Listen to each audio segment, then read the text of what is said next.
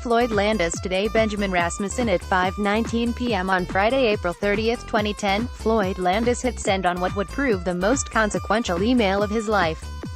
Addressed to the then CEO of USA Cycling, Steve Johnson, the email bore the subject line, "Nobody is copied on this one, so it's up to you to demonstrate your true colors."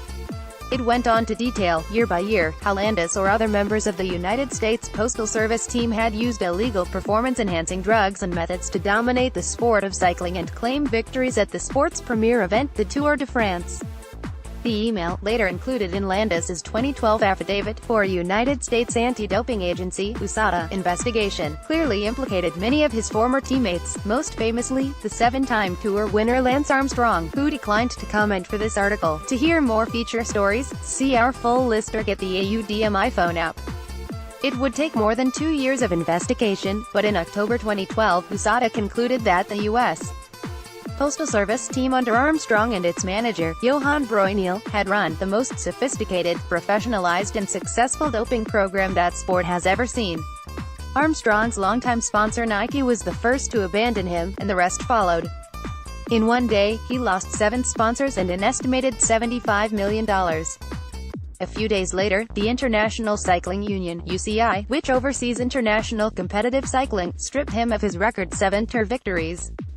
Attempting damage control, Armstrong sat down with Oprah in 2013. In an interview that went terribly awry, he simply could not muster the appropriate level of contrition.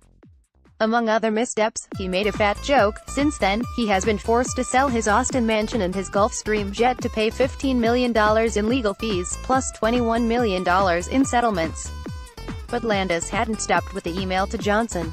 Fearing that the Teflon-like Armstrong would emerge from the accusations unscathed, Landis had also filed a whistleblower lawsuit under the Federal False Claims Act, alleging that Armstrong and his team had defrauded the government by taking the U.S. Postal Service sponsorship money while knowingly cheating in races.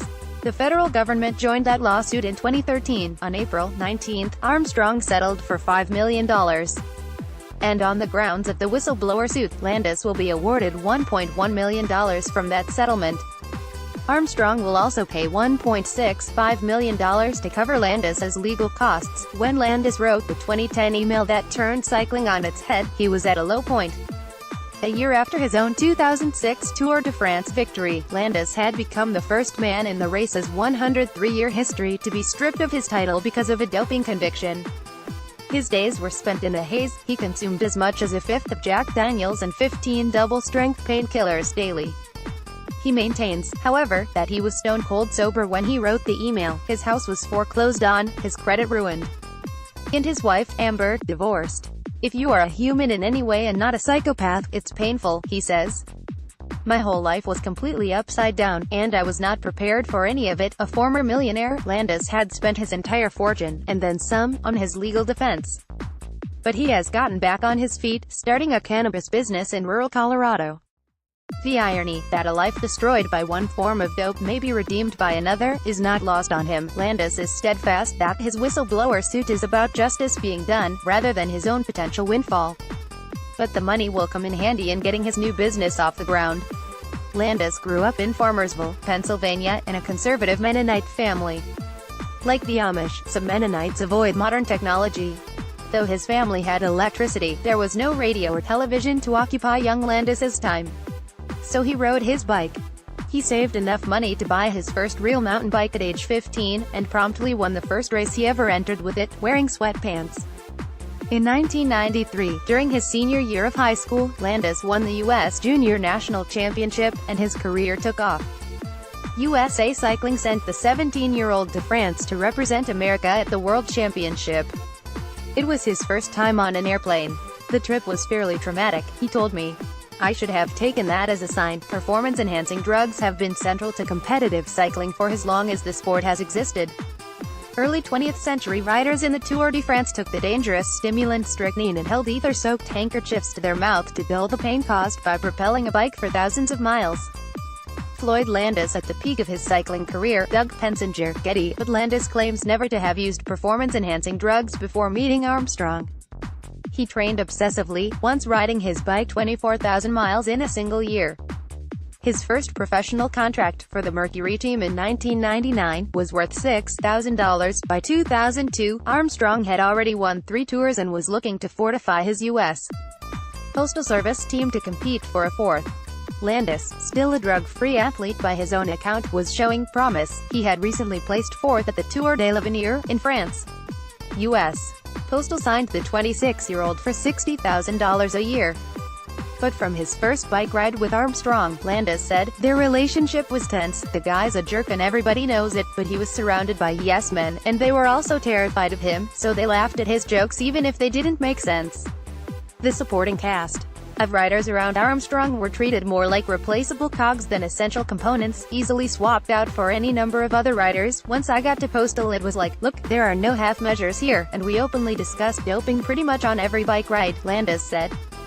He claimed in his USADA affidavit that it was Armstrong who handed him his first performance-enhancing drug, a pile of 2.5 mg testosterone patches.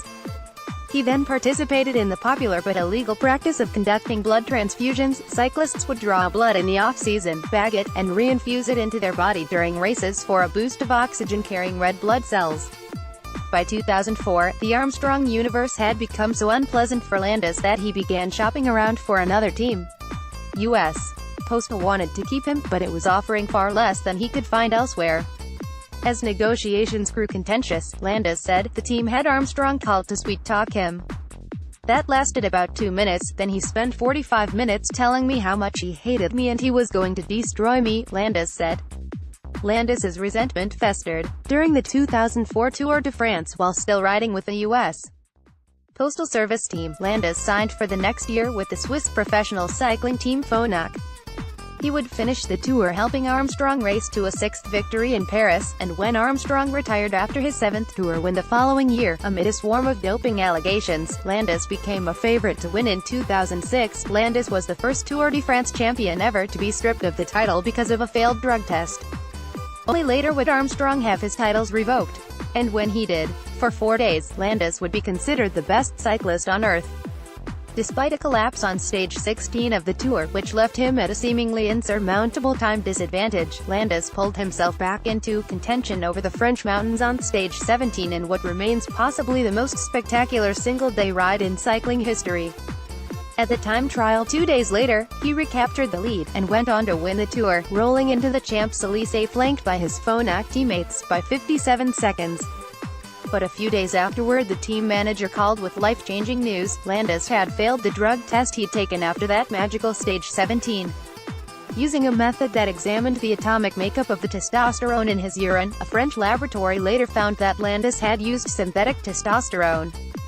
At his first press conference, after the results were announced, he attempted a paltry excuse, blaming the findings on his naturally high testosterone levels. In subsequent interviews he pointed to the 2 beers and at least 4 shots of whiskey he'd consumed the night before the stage. Armstrong, who presumably realized that if Landis fell and flipped, he himself could be next, phoned to encourage Landis to be more forceful in his public denials. Landis claims, he was practiced at this and I wasn't, so he told me I had to speak with more conviction. Landis remembered, it was completely self-serving. Lance hadn't talked to me in years before that call. Nonetheless, he doubled down.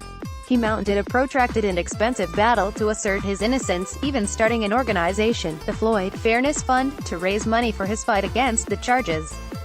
He also published a book titled Positively False, in which the author Lauren Mooney helped him explain his miraculous stage 17 ride and his cycling success, much as the journalist Sally Jenkins had done for Armstrong in his equally ironically titled biography, It's Not About the Bike. Both narratives now read more like fiction. Armstrong speaks to Landis during the 2004 Tour de France.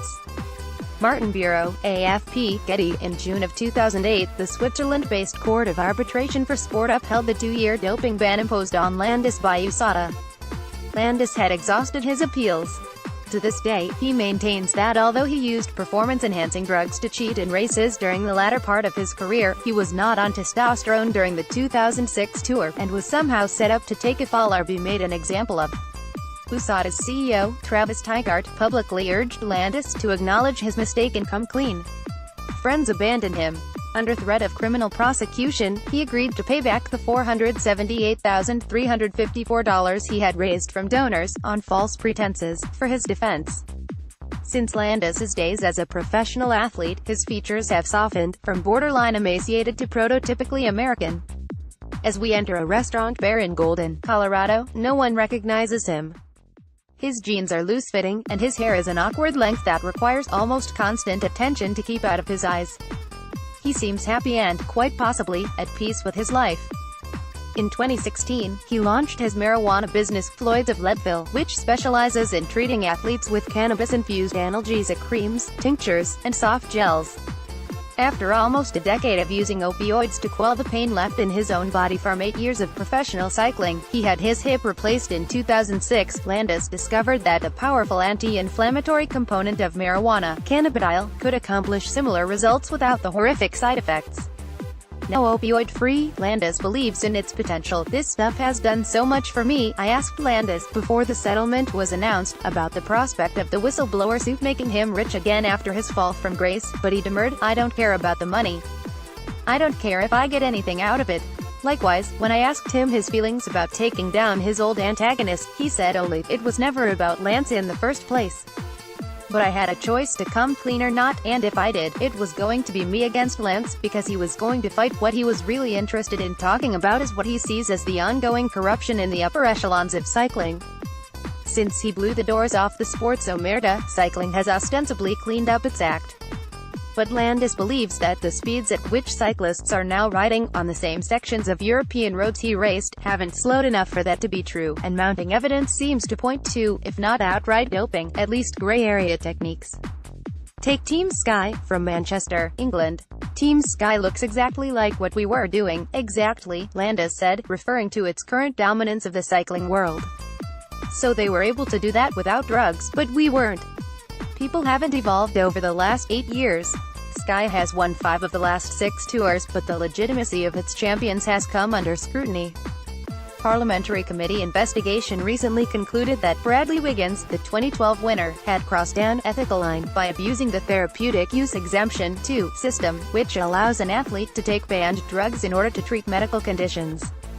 The committee accused him of using corticosteroids to improve his power-to-weight ratio ahead of the race, rather than for the stated purpose of treating asthma.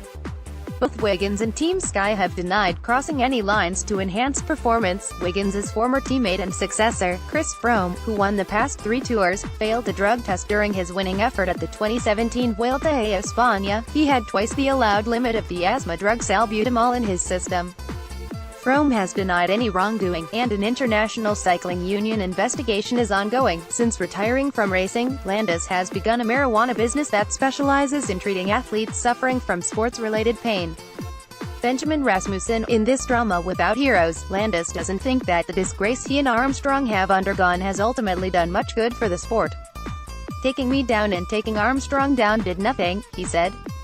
"It was an utter failure because the UCI and WADA, the World Anti-Doping Agency, are still lying to kids and making them think that they can become top athletes clean.